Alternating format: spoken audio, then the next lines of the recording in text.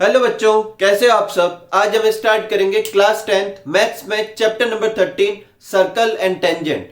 तो देखो, इसमें आपको सिर्फ एक ही एक्सरसाइज करनी है। 13.1 13.2 अपने सिलेबस से कट हो चुकी है। तो ये एक्सरसाइज जो है अपन पूरी एग्जाम्पल, थ्योरम और एक्सरसाइज के जो क्वेश्चन है वो सारे एक ही वीडियो में करने वाले हैं। तो आज ही के वीडियो में ये कंप्लीट भी हो जाएगी 13.1 भी और 13 एक्सरसाइज भी, और इसी के साथ अपना ये सिलेबस भी क्या हो जाएगा, कंप्लीट हो जाएगा। तो स्टार्ट करते हैं अपन 13.1 जो है एक्सरसाइज में। सबसे पहले अपन को दो डेफिनेशन दे रखी है सेकेंड और टेंजेंट की। तो देखो, वो लाइन जो सर्कल को दो पॉइंट पे इंटरसेक्ट करती हुई पास हो उसे अपन कहेंगे सेकेंड। जैसे कि ये लाइन एक सेकेंड है क्योंकि ये इस पॉइंट से भी पास हो रही है और इस पॉइंट से भी। और वो लाइन जो सर्कल को एक ही पॉइंट पे इंटरसेक्ट करते हुए या टच करते हुए पास हो उसे अपन क्या कहेंगे, टेंजेंट कहेंगे। टेंजेंट सर्कल पे सिर्फ एक ही पॉइंट पे टच होता है, ये आप अच्छे से समझ ले, इस पे आपको क्वेश्चन भी करना है। और ये जो पॉइंट है जहां ये टच करती है इसे कहते हैं पॉइंट ऑफ कांटेक्ट। क्या कहेंगे, पॉइंट ऑफ कांटेक्ट कहेंगे। ठीक है, तो दो डेफिनेशन हो गई अपने, एक सेकेंड की और टेंजेंट की। सेकेंड की डेफिनेशन क्या, a line intersect a circle at 2 points are known as second.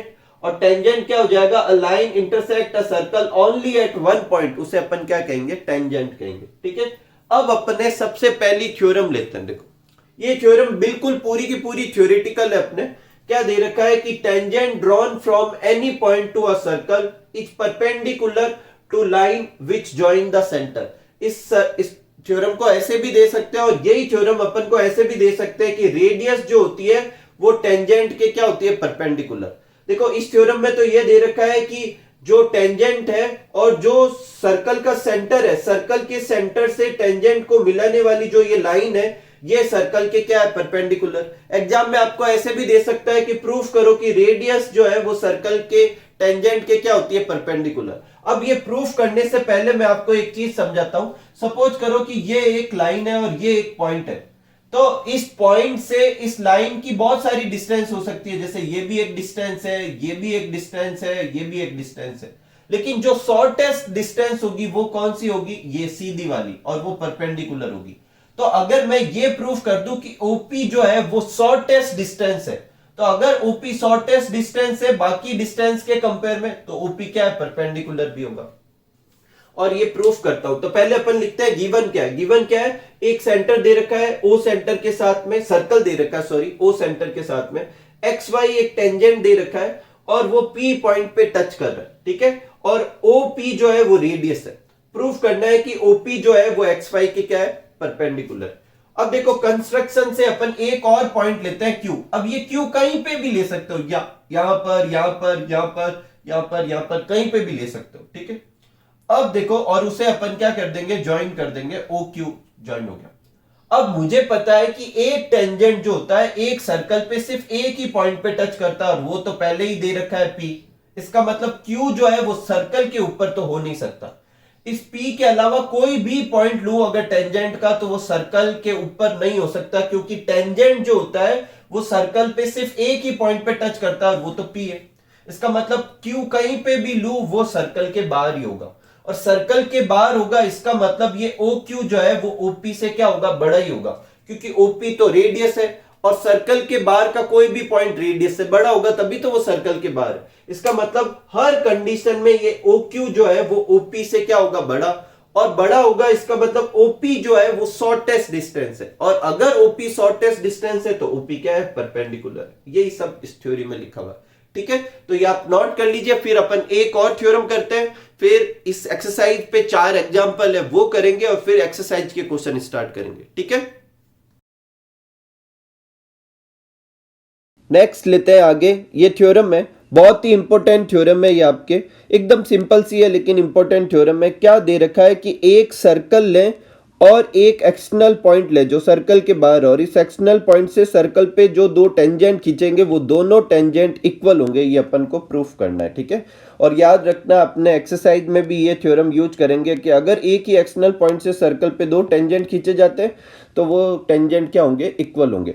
तो क्या गिवन है अपन को, एक सर्कल विथ ओ सेंटर, ये गिवन है, और PT1 और PT2 दो टेंजेंट है एक एक्सटर्नल पॉइंट P से।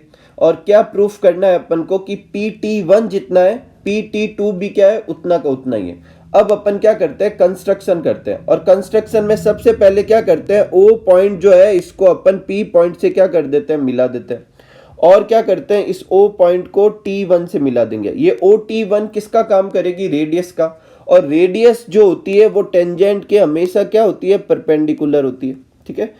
O को T2 से भी मिला देंगे, ये भी OT2 भी क्या है, रेडियस है, और ये भी क्या करेगी, परपेंडिकुलर बनाएगी, ठीक है। यहां तक कोई प्रॉब्लम नहीं। अब अपन प्रूफ देखते हैं। देखो अपन को क्या प्रूफ करना है, PT1 और PT2 को इक्वल प्रूफ करना है, तो एकदम सिंपल सा है, ये दो जो ट्रायंगल दे रखे हैं, इन ट्रायंगल को अपन क्या प्रूफ कर देते हैं, कॉन्ग्रेंट। एक बार कॉन्ग्रेंट हो जाएंगे तो PT1 और PT2 क्या हो जाएंगे, इक्वल हो जाएंगे। तो देखो कौन कौन से ट्रायंगल लेते हैं, OPT1 एक ट्रायंगल ये, और OPT2 एक ट्रायंगल ये। इसमें देखो OT1P और OT2P ये दोनों क्या हो गए, 90, ठीक है, क्योंकि रेडियस जो होती है वो टेंजेंट के परपेंडिकुलर होती है। OP जो था, जो कि बेसिकली इन दोनों ट्रायंगल का हाइपोटेनियस है, 90 के सामने क्या होता है, हाइपोटेनियस, वो दोनों में इक्वल है क्योंकि OP कॉमन है। और OT1 और OT2 ये जो है वो रेडियस है, तो RHS रूल से ये दोनों ट्रायंगल क्या हो गए, कॉन्ग्रेंट। और एक बार जब कॉन्ग्रेंट होंगे तो करस्पॉन्डिंग PT1 और PT2 क्या लिख सकते हैं अपन, इक्वल लिख सकते हैं। एकदम सिंपल सी थ्योरम है, ठीक है। एग्जाम्पल फर्स्ट लेते हैं। देखो बहुत ही सिंपल सा एग्जाम्पल है, अपन को क्या दे रखा है, find the length of tangent, tangent की लेंथ फाइंड करनी है।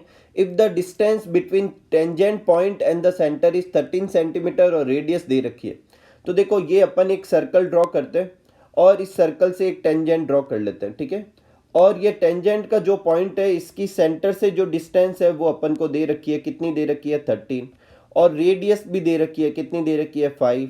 तो ये तो अपन निकाल ही सकते हैं, पाइथागोरस थ्योरम लगा देंगे, ठीक है।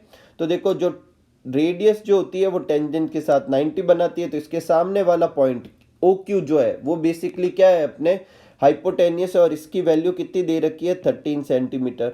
OP जो रेडियस है इसकी वैल्यू दे रखी है 5 सेंटीमीटर, ये अपन को फाइंड करनी है।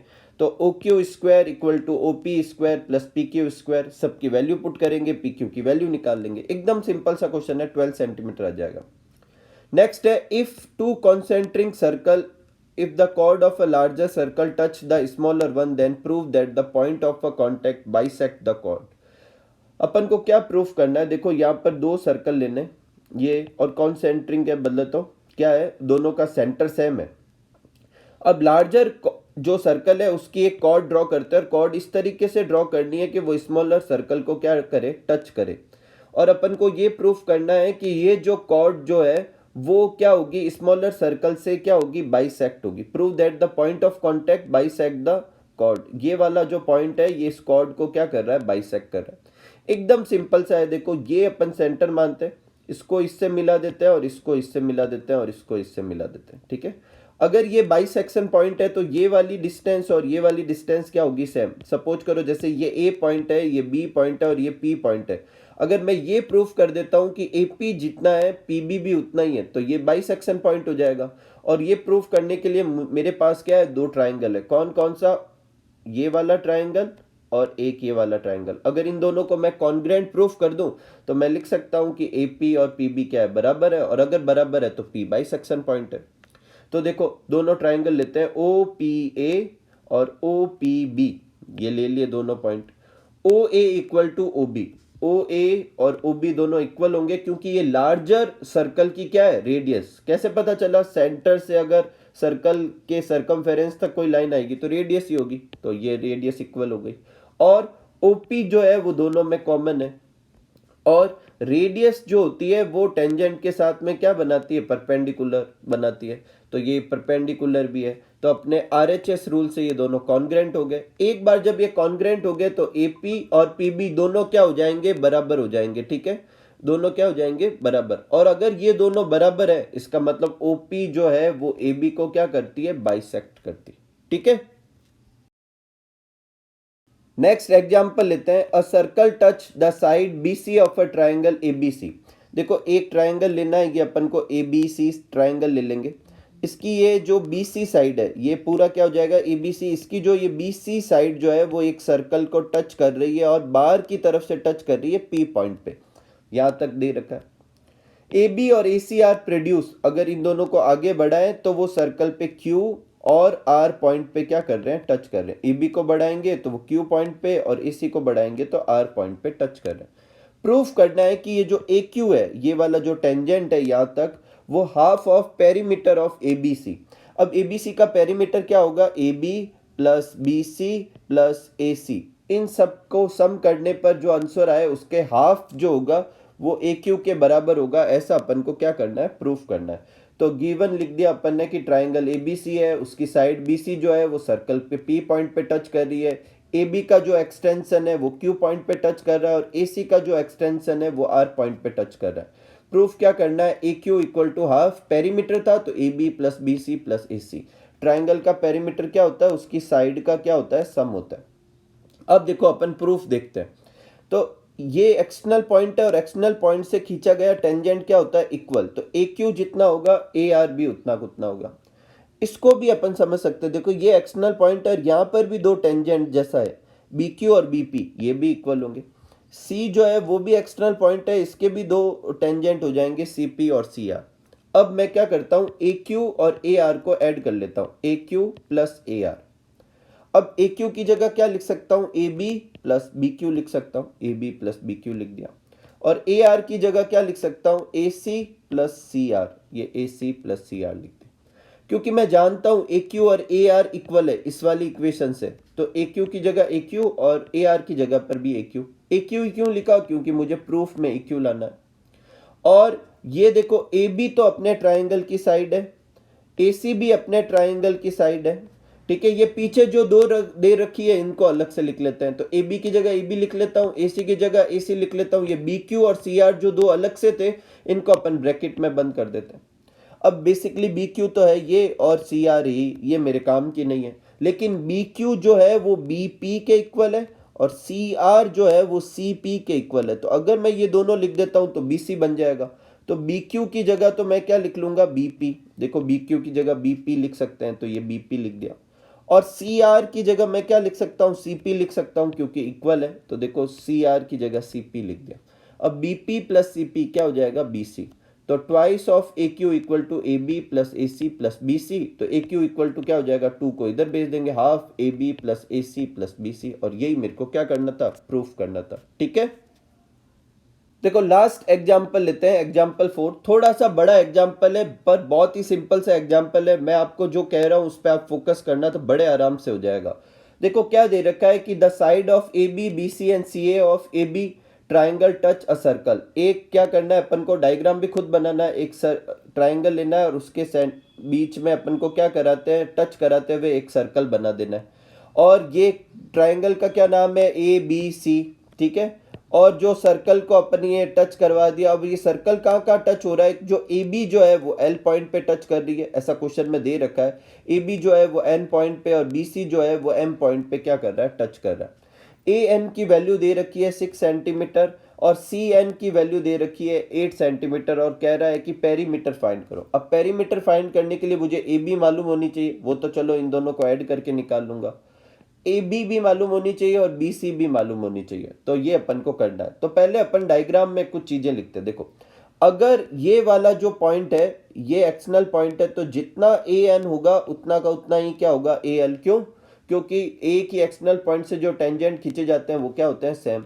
तो अगर ये 6 सेंटीमीटर है तो ए एल भी कितना होगा, 6 सेंटीमीटर होगा। अब ये सी भी एक्सटर्नल पॉइंट है, सी अगर सी एन और सी एम दोनों सेम होंगे क्योंकि ये दोनों टेंजेंट है ए के एक्सटर्नल पॉइंट से। तो अगर सी एन 8 सेंटीमीटर है तो सी एम भी कितना होगा, 8 सेंटीमीटर ही होगा। और एक चीज की बी से ये जो दो खींचे जा रहे हैं बी एल और बी एम, ये दोनों भी इक्वल होंगे, लेकिन ये गिवन ही नहीं है। तो गिवन नहीं है, अगर इसको मैं एक्स मानता हूं तो इसको भी मेरे को क्या लिखना पड़ेगा, एक्स ही लिखना पड़ेगा। तो ये अगर एक्स है तो ये भी क्या हो जाएगा, एक्स हो जाएगा, ठीक है।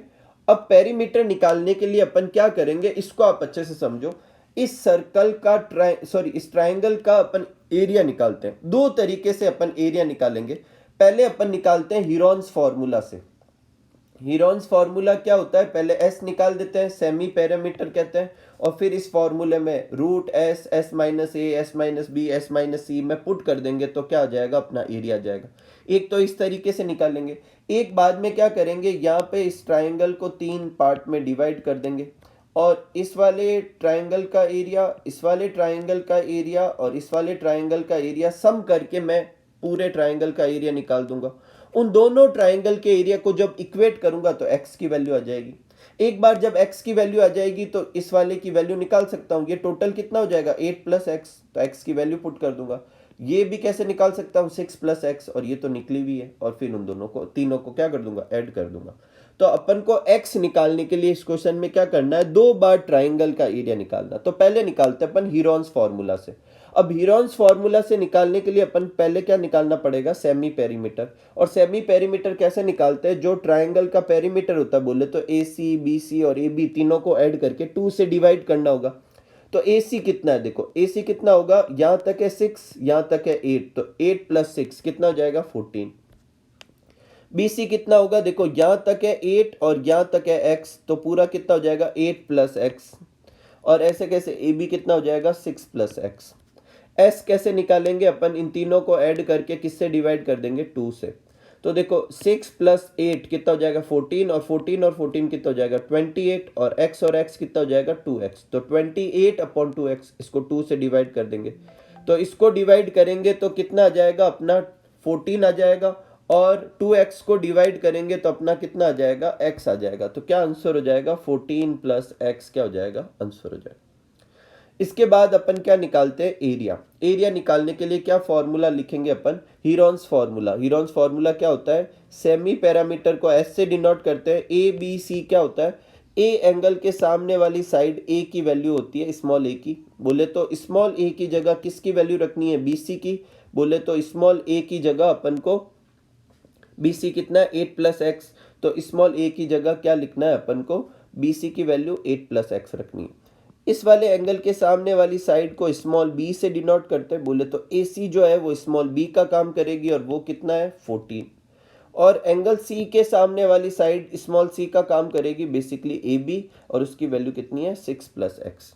तो पुट करते देखो, एस की जगह अपन ने क्या पुट कर दिया, 14 प्लस एक्स। एस की जगह 14 प्लस एक्स, ए की जगह बी सी की वैल्यू जो कि क्या है, 8 प्लस एक्स।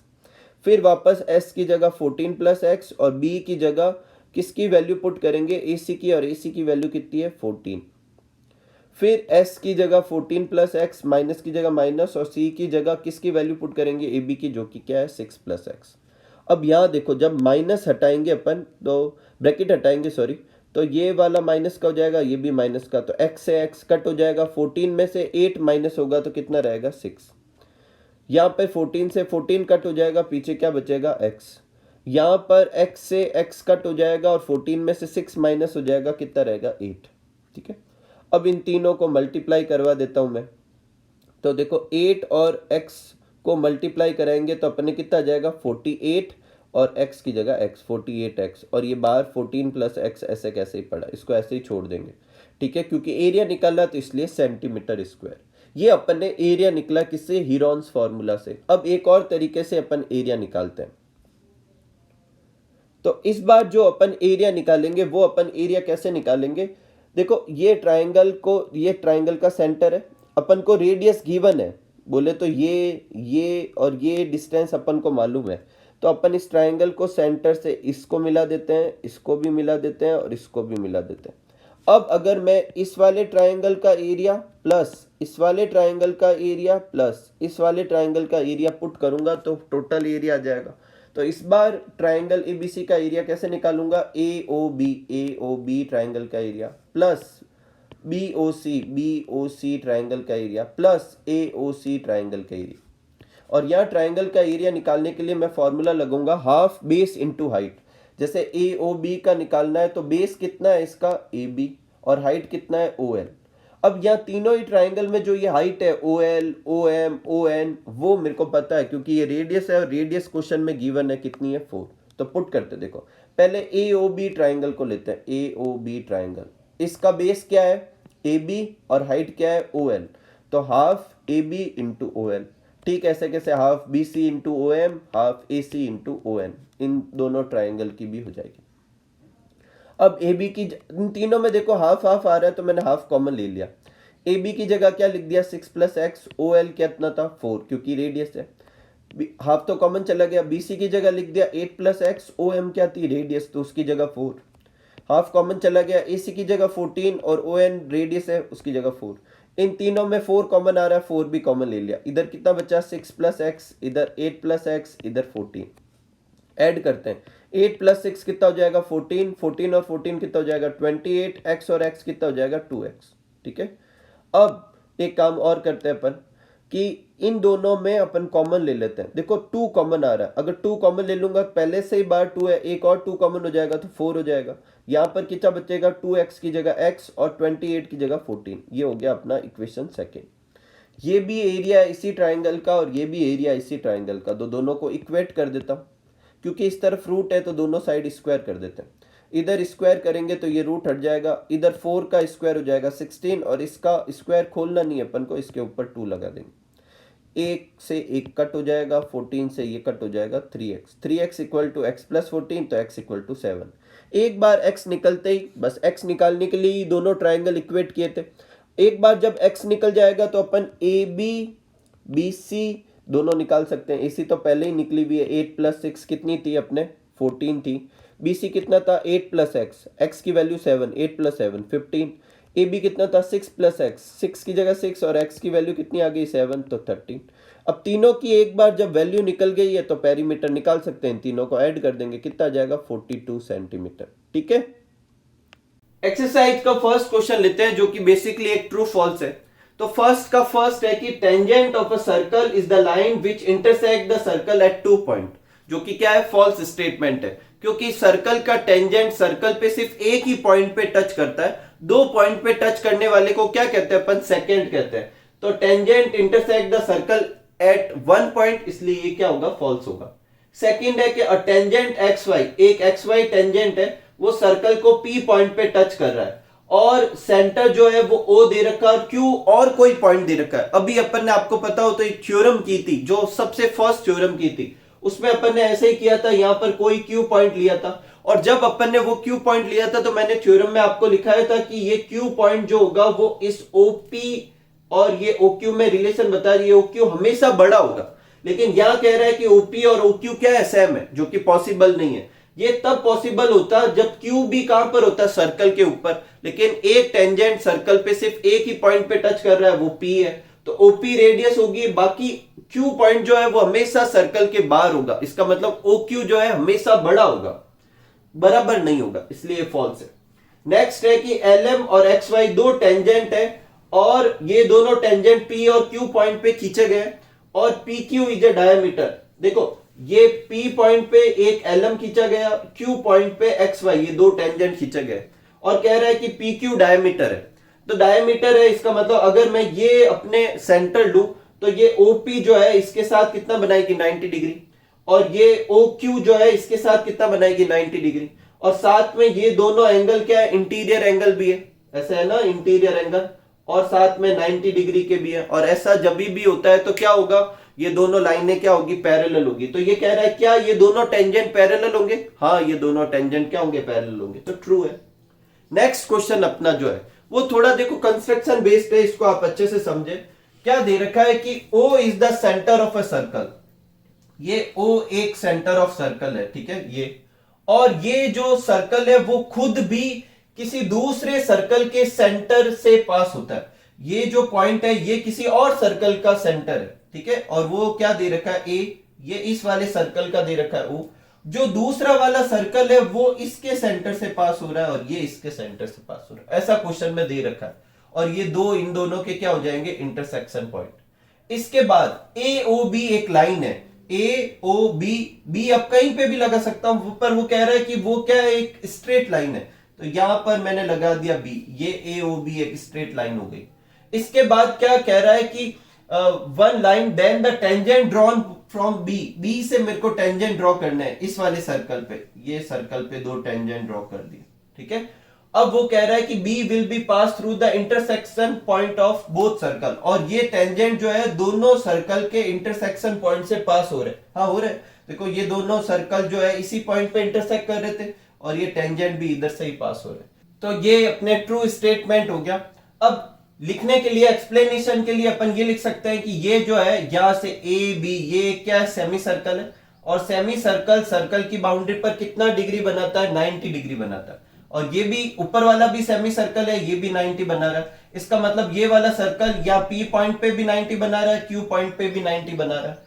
इस हिसाब से ये सर्कल के क्या होंगे, इंटरसेक्शन पॉइंट होंगे, और इंटरसेक्शन पॉइंट के साथ साथ यहां से ये टेंजेंट भी पास होंगे। क्यों? क्योंकि सर्कल का सेंटर जो है वो टेंजेंट के साथ कितना बनाता है, 90 बनाता है। तो ये 90 अपन प्रूफ करके ये लिख सकते हैं। नेक्स्ट अपन देखो, जो क्वेश्चन नंबर सेकंड है उसमें फिलिप्स है।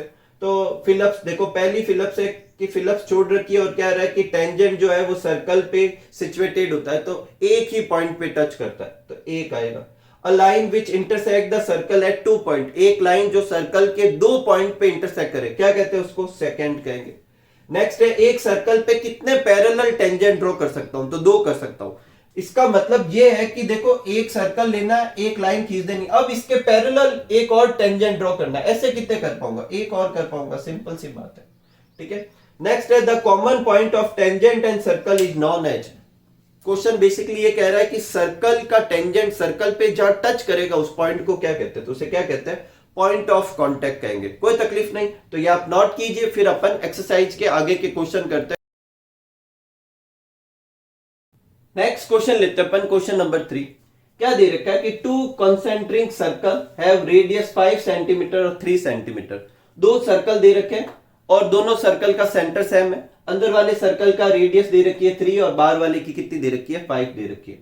और कह रहा है कि find the length of a chord of a circle which touch the smaller circle. Chord की लेंथ फाइंड करनी है जो अंदर वाले सर्कल को क्या कर रही हो, टच कर रही हो। अब देखो यहां पर अगर डायग्राम अपन ढंग से बनाएंगे तो क्वेश्चन 1 मिनट में हो गया। देखो ये अपन ने क्या कर दी, कॉर्ड ड्रॉ कर दी, और ये अपन क्या कर देते हैं, सेंटर ड्रॉ कर देते हैं। सेंटर से ये लाइन जो ड्रॉ करूंगा, ये लाइन सपोज करो ये सेंटर है O, और ये यहां पर मान लेते हैं P पॉइंट पे टच हो रहा है, और ये AB क्या है, अपने कॉर्ड है। तो ये OP जो है वो किसको डिनोट करेगी, स्मॉलर सर्कल की रेडियस को। और अगर O को मैं A से मिला दूं तो ये किसको डिनोट करेगी, अपने लार्जर सर्कल की रेडियस को। ठीक है। और अगर मैं इसको इधर से भी मिला दूं तो OB भी किसको डिनोट करेगी, लार्जर सर्कल की रेडियस को। अब मुझे इस वाले ट्रायंगल में ये मालूम है, ये मालूम है, तो पाइथागोरस थ्योरम यूज करके AP निकाल सकता हूं। और ठीक ऐसे कैसे इस वाले ट्रायंगल में, इधर वाले ट्रायंगल में OP मालूम है, OB मालूम है, तो मैं PB निकाल सकता हूं पाइथागोरस थ्योरम यूज करके। एक बार जब दोनों थ्योरम यूज करके AP और PB निकाल लूंगा तो उनको सम कर दूंगा, वही अपना आंसर हो जाएगा। तो देखो OP जो है AP के परपेंडिकुलर है, AP के लिखूं या अपन AB के भी लिख सकता हूं। ठीक है। AP या AB एक ही लाइन को डिनोट कर रही। और अगर ऐसा है तो OPA एक क्या है, राइट एंगल ट्राइंगल, और राइट एंगल ट्राइंगल में 90 के सामने वाला क्या होता है, हाइपोटेनियस। तो OA square equal to OP का स्क्वायर प्लस AP का स्क्वायर। इसमें मुझे AP मालूम नहीं है, OA की जगह 5 लिख दिया, OP की जगह 3 लिख दिया, AP मेरे को फाइंड करना है। तो सॉल्व करूंगा तो AP की वैल्यू कितनी आ जाएगी, 4 सेंटीमीटर आ जाएगी। और ठीक ऐसे कैसे दूसरे वाले पार्ट में भी BP भी, वो भी कितना आ जाएगा, 4। तो AB कैसे निकालेंगे, AP प्लस BP 4 और 4 कितने हो जाएंगे, 8 सेंटीमीटर। एकदम सिंपल सा क्वेश्चन है। ठीक है। नेक्स्ट लेते हैं अपन क्वेश्चन नंबर 4। देखो क्वेश्चन नंबर 4 जो है वो बेसिकली अपने एक एग्जांपल किया था, ठीक वैसा का वैसा है। अपन को क्या दे रखा है, एक सर्कल दे रखा है और जो टेंजेंट की लेंथ है वो दे रखी है। उसमें अपन को एग्जांपल में टेंजेंट की लेंथ अपन को निकालनी थी। ठीक है। सेंटर से डिस्टेंस उसमें भी दे रखी थी, इसमें भी दे रखी, वहां रेडियस गिवन थी या रेडियस फाइंड करनी। तो एक बार ये ट्रायंगल बन गया, इसके बाद तो ये पता ही है ये वाला परपेंडिकुलर होता है, तो अपन क्या लगा देंगे, पाइथागोरस थ्योरम। तो 90 के सामने वाली साइड क्या होगी, हाइपोटेनियस। तो बोले तो OP का स्क्वायर जो होगा वो OA का स्क्वायर प्लस AP के स्क्वायर के क्या होगा, बराबर होगा। OP दे रखा है 10 centimetre, AP length of tangent दे रखी है 4। दोनों की वैल्यू पुट करेंगे तो OA की वैल्यू निकल जाएगी, कितनी आ जाएगी, √84। अब रूट 84 का तो रूट होता नहीं है, तो उसके ऐसे फैक्टर करेंगे जिसमें एक का रूट होता है और एक का नहीं। तो 84 को लिख सकता हूं 21 इंटू 4। अब 4 का रूट मालूम है कितना होता है 2, और 21 की जगह 21, तो 2 रूट 21, सॉरी 21 को रूट में रखेंगे और 2 बार, ठीक है। और ये अपना क्या हो जाएगा आंसर, 2 रूट 21 अपना क्या हो जाएगा आंसर हो जाएगा, ठीक है। नेक्स्ट अपन क्वेश्चन लेते हैं, क्वेश्चन नंबर 5। क्या दे रखा है, a circle with a centre O, एक सर्कल दे रखा है ओ सेंटर के साथ, और 4 side of a quadrilateral A B C D internally उसको क्या कर रही है, टच कर रही है। मतलब क्वाड्रिलेटरल के इंटरनली अपन को सर्कल बनाना है, ठीक है, ये बना दिया। अब सच दैट कि ये सर्कल जो है वो ए बी पे सब पे टच कर रहा है, लेकिन ए बी वाली साइड को पी पॉइंट पे टच कर रहा है, ऐसा दे रखा है, मतलब एक पॉइंट पे टच कर रहा है। और ये ए बी को किस रेशियो में डिवाइड कर रहा है, 3:1 में, 3 पार्ट ये और 1 पार्ट ये, मतलब ये 3 और 1 नहीं, 3:1 में डिवाइड कर रहा है, ऐसा गिवन है, ठीक है। और ए बी की वैल्यू भी दे रखी है, कितनी दे रखी है, 8 सेंटीमीटर, और रेडियस भी दे रखी है, सॉरी रेडियस अपन को फाइंड करनी है, और ओ ए दे रखा है, ओ को ए से मिलाएंगे तो वो दे रखा है। तो देखो ओ को ए से मिला देते हैं अपन, ये दे रखा है अपन को, ठीक है। रेडियस फाइंड करनी है, मतलब ओपी फाइंड करनी। अगर मुझे एपी मालूम हो तो ये तो मालूम है, ये मैं ओपी निकाल सकता हूं, ठीक है। तो वो निकालने के लिए पहले अपन को जो पहली इंफॉर्मेशन दे रखी है उसको यूज करेंगे। पहली इंफॉर्मेशन क्या दे रखी है कि ये जो डिवाइड हो रहा है ये 3:1 में डिवाइड हो रहा है, तो एपी और पीबी जो है 3:1 में डिवाइड हो रहा है। तो एपी को मैं क्या मान सकता हूं 3x, और बीपी को क्या मान सकता हूं x। इन दोनों को ऐड करूं एपी और पीबी को, तो 3x और x कितने हो जाएंगे 4x, और AP और PB ऐड करने पे पूरी क्या आ जाएगी AB, तो AB इक्वल टू कितना हो जाएगा 4x। AB की वैल्यू कितनी दे रखी है, क्वेश्चन में दे रखी है 8 सेंटीमीटर, तो x की वैल्यू कितनी आ गई 2। ये x की वैल्यू यहां पे पुट करूंगा तो AB कितना आ जाएगा 3 2 जा 6, और PB कितना आ जाएगा 2। हालांकि PB से मेरे को कुछ लेना देना नहीं, तो मेरे पास AB निकल गया। अब देखो यहां पर एक ट्राइंगल बनता है, वो भी राइट एंगल ट्राइंगल, ये ए पॉइंट, ये पी पॉइंट, ये ओ, ये पहले से गिवन था, कितना था 10, ये अब मैं निकाल चुका हूं कितना है 6, तो पाइथागोरस थ्योरम करके ये निकाल सकता हूं। इसके स्क्वायर में से इसका स्क्वायर माइनस कर दूंगा, 10 का स्क्वायर कितना होता है 100, और 6 का स्क्वायर कितना होता है 36, 100 में से 36 माइनस कर देंगे कितना आ जाएगा 64, और 64 का रूट कितना होता है 8 सेंटीमीटर, तो अपने रेडियस कितनी आ गई 8 सेंटीमीटर आ गई। एकदम सिंपल सा क्वेश्चन है, एग्जाम्पल भी किए थे अपन ऐसे, ठीक है। देखो नेक्स्ट क्वेश्चन लेते हैं।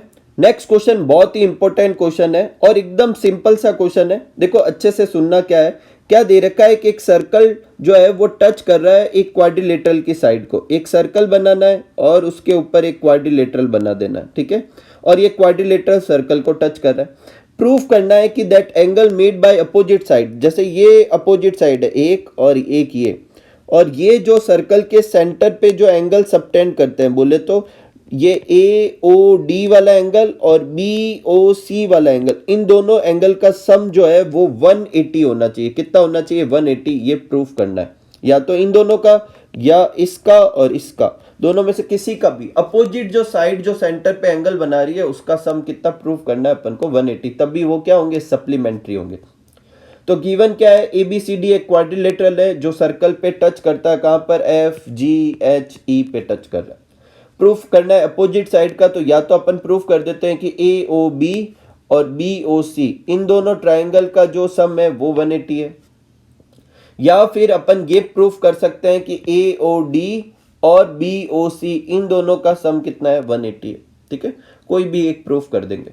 कंस्ट्रक्शन करते हैं। देखो कंस्ट्रक्शन में अपन को क्या करना है कि जो O पॉइंट जो है वो ये टच वाले जो पॉइंट है इनसे अपन को क्या करना है मर्ज कर देना, ठीक है, और ये अपनी कंस्ट्रक्शन हो जाएगी। अब ध्यान से सुनना, जब अपन ने ऐसे टच करा है तो ये एंगल बना, ये 1, ये 2, ये 3, ये 4, ये 5, ये 6, ये 7 और ये 8, ये एंगल बन गए। अब देखो अपन को क्या करना है, ध्यान से सुनना मेरी बात। ये अपने ऐसे ऐसे जो बन रहा है इसमें देखो, ये जिसमें एक साइड कॉमन आ जाएगी, उनमें बनने वाले एंगल को अपन क्या प्रूफ कर सकते हैं, इक्वल प्रूफ कर सकते हैं।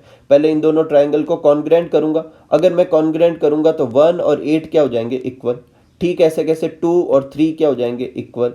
ठीक ऐसे कैसे 4 और 5 क्या हो जाएंगे इक्वल। ठीक है, ऐसे कैसे 6 और 7 भी क्या हो जाएंगे इक्वल। तो पहले प्रूफ करते हैं। देखो कौन सा ट्राइंगल लेता हूं, ओ एफ ए। देखो ओ एफ ए, एक ये लेता हूं और एक लेता हूं ओ ई ए, ये वाला ले रहा हूं, ठीक है। इन दोनों में देखो ए ओ दोनों में ही क्या है, कॉमन है। और ओ एफ और ओ ई जो है वो रेडियस है, और रेडियस जो होती है यहाँ पर कितना बनाएगी 90, तो एक एक एंगल 90 भी हो गया। तो आरएचएस रूल से कॉन्ग्रेंट हो गए, और अगर कॉन्ग्रेंट हो गए तो एंगल 1 और एंगल 8 क्या हो जाएंगे इक्वल। ठीक ऐसे कैसे अपन को वापस लिखना नहीं है, ठीक ऐसे कैसे अपन क्या लिख सकते हैं कि 2 और 3 भी इक्वल है, 4 और 5 भी इक्वल है, 6 और 7 भी इक्वल है, ठीक है। तो ये अपन ने लिख दिया कि 1 और 8 तो इक्वल आए, उसी तरीके से 6 और 7 बोले तो ये दोनों, 4 और 5 बोले तो ये दोनों, और 2 और 3 बोले तो ये दोनों। बोले तो ये वाली जो बीच वाली लाइन है इसके इधर उधर वाले दोनों एंगल अपन ने इक्वल प्रूफ कर दी। अपन जानते हैं कि सेंटर पे जो एंगल बनता है वो पूरा कितना होता है 360। तो 1 2 3 4 5 6 7 8 इन सबको अगर सम करूंगा तो कितना आ जाएगा 360। अब मुझे ध्यान से देखो, यहां पर रिप्लेस करना है। 8 की जगह 8 लिख सकता हूं, 6 की जगह 7 लिख सकता हूं, 4 की जगह 5 लिख सकता हूं, 2 की जगह 3 लिख सकता हूं। एक दूसरे की जगह लिख सकते हैं, लेकिन कौन से लिखने वो थोड़े सोचने पड़ेंगे। तो देखो अगर मैं ये दोनों अपोजिट एंगल का सम क्या पुट करना चाहता हूं, 180 प्रूफ करना चाहता हूं, तो मुझे कौन कौन से एंगल रखने हैं, 1 रखना है, 2 रखना है, 5 रखना है और 6। कौन कौन से रखने हैं मेरे को यहाँ पे मैं साइड में लिख लेता हूं। 1 रखना है, 2 रखना है, 5 रखना है और 6 रखना है। कौन कौन से रखने हैं, 1 2 5 और 6, ये वाले रखने हैं, ठीक है। तो देखो 1 की जगह तो 1 ही लिखता हूं, 2 रखना है ना, इसलिए 2 की जगह 2 रखता हूं। 3 नहीं रखना, देखो इनमें से नहीं है, तो 3 की जगह क्या लिख सकता हूं, देखो 3 की जगह पे भी 2 लिख सकता हूं, 3 की जगह 2 लिख दिया। 4, क्या 4 रखना है, नहीं इनमें से नहीं है, 4 भी नहीं रखना, तो 4 की जगह क्या लिख सकता हूं, 5 लिख सकता हूं, 4 की जगह 5 लिख दिया। 5 की जगह 5, क्योंकि 5 तो रखना ही है। 6 भी मुझे रखना था, तो 6 की जगह 6 रख दिया। 7 मुझे नहीं रखना, तो 7 की जगह क्या लिख सकता हूं, 6 लिख सकता हूं, तो 7 की जगह 6 लिख दिया। 8 मुझे नहीं रखना है, तो 8 की जगह क्या लिख सकता हूं, 1 लिख सकता हूं, 1 लिख दिया। अब देखो 1 और 1 दो बार हो गए, तो ट्वाइस ऑफ 1। 2 और 2 भी दो बार हो गए, ट्वाइस ऑफ 2। 5 और 5 भी दो बार हो गए, ट्वाइस ऑफ 5। 6 और 6 भी दो बार हो गए, ट्वाइस ऑफ 6। और यही अपने 4 एंगल अपन को चाहिए थे। यही 4 क्यों चूज किए, क्योंकि ये दोनों अपोजिट वाले जो एंगल में से आएगा, ठीक है। तो 1 और 2 को एक साथ लिखते हैं, क्योंकि ये दोनों मिलकर ए ओ बी बनाएंगे। तो 1 और 2 को पास पास में लिख देते हैं, 5 और 6 को पास पास में। इन दो में कॉमन ले लेते हैं, 2 कॉमन आ गया, और इन दो में कॉमन ले लेते हैं 2। वैसे तो 2 सब में कॉमन आ रहा है, पर अपन इन दो में क्यों ले रहे हैं, इसी वजह से। 1 और 2 मिलकर क्या बन जाएगा, ए ओ बी, और 5 और 6 मिलकर क्या बन जाएगा, सी ओ डी। दोनों में 2 कॉमन ले लेते हैं, 2 से 360 को कट कर देंगे, तो कितना आ जाएगा 180। तो यही तो प्रूफ करना था कि angle A O B C O D दोनों का सम कितना है, 180। ठीक, ऐसे कैसे चाहे तो अपन ये वाला और ये वाला भी प्रूफ कर सकते हैं। अगर ये वाला प्रूफ करना है, ध्यान से आप ट्राई करना, आपकी प्रैक्टिस होगी। अगर इन दोनों का सम करना है तो अपन को कौन कौन से एंगल रखने होते, 3 4 7 8, ठीक है। तो ये 4 रखते, बाकी की वैल्यू पुट कर देते। अब करके देखना, ये भी आएगा, ठीक है। नेक्स्ट क्वेश्चन लेते हैं अपन। नेक्स्ट क्वेश्चन में अपन को क्वेश्चन में डायग्राम दे रखा है, और क्या दे रखा है कि सेंटर है सर्कल का ओ है, और टेंजेंट जो है पी पॉइंट से पी ए और पी बी खींचे जा रहे हैं, और वो ए और बी पॉइंट पे टच भी कर रहे हैं। प्रूफ करना है कि ओपी जो है वो परपेंडिकुलर बाइसेक्टर है। देखो कुछ बुक में सिर्फ बाइसेक्टर लिखा हुआ है, अपन परपेंडिकुलर बाइसेक्टर प्रूफ कर देते हैं। एक अपन 2 3 लेबल कर देते हैं, इस वाले पॉइंट को सी लेबल कर देते हैं, ये क्वेश्चन में नहीं दे रखा है। और इन 2 एंगल को 1 और 2 लिख देते हैं, ये भी क्वेश्चन में नहीं दे रखा, ठीक है। तो सबसे पहले देखो, अगर मुझे परपेंडिकुलर बाइसेक्टर प्रूफ करना है तो मुझे ये प्रूफ करना पड़ेगा कि AC जितना है BC भी उतना है। और ये प्रूफ करने के लिए मुझे ये दोनों ट्राइंगल लेने हैं। कौन कौन सा, एक तो ये PCA और PCB। अब इन दोनों ट्राइंगल में दो चीजें तो इक्वल है। देखो एक तो ये दोनों चीजें इक्वल हो जाएगी, क्योंकि टेंजेंट इक्वल होता है, और यहां से यहां तक ये कॉमन हो जाएगा। लेकिन 1 और 2 इक्वल है, ऐसा प्रूफ करने के लिए पहले मैं कुछ और लेता हूं। तो देखो अगर ये 1 और 2 इक्वल होते तो मैं डायरेक्ट कर सकता था, लेकिन ये दे नहीं रखे, इसलिए मैं पहले ट्राइंगल लेता हूं। कौन सा, POA, ये पूरा ट्राइंगल लेता हूं। और POB ये ट्राइंगल लेता हूं, ये दो ट्राइंगल लिए। अब इन दो ट्राइंगल को कॉन्ग्रुएंट प्रूफ करते हैं। देखो PA और PB इक्वल होंगे क्योंकि P पॉइंट से इक्वल टेंजेंट खींचे हुए हैं, ठीक है। एक्सटर्नल पॉइंट से जो टेंजेंट खींचते हैं वो कैसे होते हैं, इक्वल। PO जो है वो दोनों में कॉमन है और OA और OB रेडियस है, तो साइड साइड से क्या हो गया, ये कॉन्ग्रुएंट हो गया। एक बार जैसे ये कॉन्ग्रुएंट हो गया तो 1 और 2 भी क्या हो गया, इक्वल हो गया। अब अपने वाले ट्राइंगल पे आ जाते हैं। अपना वाला ट्राइंगल कौन सा है, PCA ये वाला और PCB ये वाला ट्राइंगल। इनमें अपन को कॉन्ग्रुएंसी प्रूफ करनी है। तो देखो PA और PB इन दोनों में इक्वल है, इक्वल टेंजेंट है। PC यहां तक, ठीक है, ये वाले दोनों ट्राइंगल में कॉमन है। और अब अपन ने 1 और 2 भी इक्वल प्रूफ कर दिया है, ठीक है। तो साइड फिर एंगल और फिर साइड अपन ने क्या कर दी, प्रूफ कर दी। तो साइड एंगल साइड से ये क्या हो जाएगा, कॉन्ग्रुएंट, और कॉन्ग्रुएंट होगा तो AC और BC जो होगा वो इक्वल हो जाएगा। अगर एग्जाम में कहता है कि ये बाइसेक्टर प्रूफ करो तो हो गया, क्योंकि ये C पॉइंट मिड पॉइंट हो गया तो AC और BC इक्वल है, तो ये जो है ये बाइसेक्टर हो गया। लेकिन अगर परपेंडिकुलर प्रूफ करने को कहे तो देखो वो भी कर सकते हैं, क्योंकि ये दोनों ट्राइंगल कॉन्ग्रुएंट है, तो इसका मतलब PCA ये वाला एंगल और PCB ये वाला एंगल, ये दोनों एंगल भी क्या होंगे, इक्वल होंगे, ठीक है। और साथ में ये लीनियर पेयर भी है। तो अगर लीनियर पेयर है और इक्वल भी है बोले तो दो एंगल इक्वल भी रखने हैं और 180 के बराबर, इसका मतलब दोनों कितने हैं, 90 और 90 है, इसका मतलब ये वाला परपेंडिकुलर पे है और बाइसेक्शन तो पहले भी प्रूफ कर चुके हैं, तो इस तरीके से ये प्रूफ हो जाएगा, ठीक है। नेक्स्ट और लास्ट क्वेश्चन लेते हैं अपन एक्सरसाइज का, क्वेश्चन नंबर 8।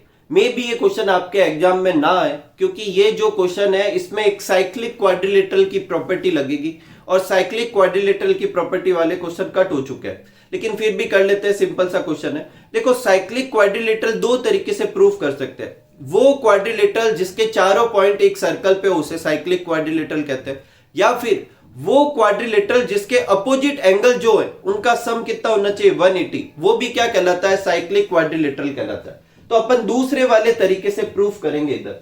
अब देखो ये डायग्राम अपन को क्वेश्चन में दे रखा है और अपन को कह रहा है कि PAOB जो कि एक क्वाड्रिलेटरल है, ये साइक्लिक क्वाड्रिलेटरल है। तो ये प्रूफ करने के लिए अपन क्या प्रूफ करेंगे कि 1 और 3 का सम कितना है, 180, और 2 और 4 का सम कितना है, 180। अगर ये प्रूफ कर लेते हैं तो ये एक साइक्लिक क्वाड्रिलेटरल हो जाएगा।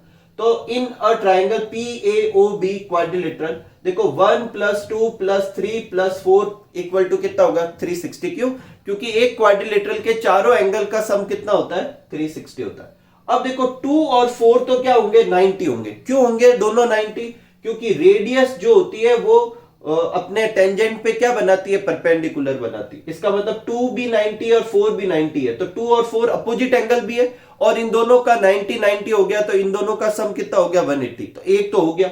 अब इन दोनों की वैल्यू यहां पे पुट कर देते हैं, 2 की जगह 90, 4 की जगह 90, तो 90 और 90 180 उस तरफ ट्रांसफर होंगे, तो 360 में से 180 माइनस हो जाएगा, कितना रहेगा, 180। पीछे क्या बचा, 1 और 3, तो 1 और 3 का सम कितना हो गया, 180। 1 और 3 अपोजिट है, इनका सम 180 हो गया। ये दोनों अपोजिट है, इनका भी सम 180 हो गया।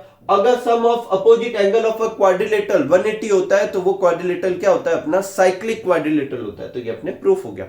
वैसे मुझे शायद लगता है कि ये क्वेश्चन आपके नहीं आएगा, क्योंकि साइक्लिक क्वाड्रिलेटरल आपके कट है, पर फिर भी अगर आ जाए तो भी अपन ये कर सकते हैं, ठीक है। इसी के साथ अपनी ये एक्सरसाइज 13.1 और साथ ही साथ में ये चैप्टर 13 और अपना सिलेबस भी क्या होता है, कंप्लीट होता है। तो मिलते हैं अगले वीडियो में, तब तक आप सब लोग खूब सारा हार्डवर्क कीजिए, खूब खुश रहिए, खूब मस्त रहिए। Thank you for watching.